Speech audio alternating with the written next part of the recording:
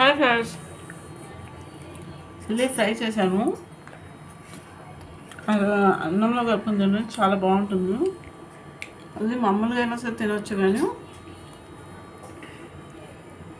నేను రైస్లో కలుపుకొని తింటున్నా. ఒక ఆమ్లెట్ కూడా వేసుకున్నాం. ఇడ్లీ ఫ్రై అయితే సూపర్ ఉంది ఫ్రెండ్స్. అసలు చాలా బాగుంది. చాలా బాగుంది.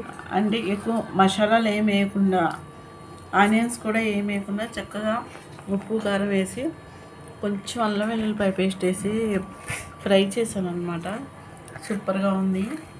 ఇది కొంచెం బలం తక్కువ ఉన్నవాళ్ళు, బ్లడ్ తక్కువగా ఉన్నవాళ్ళు ఇది తింటే చాలా ఆరోగ్యానికి మంచిది.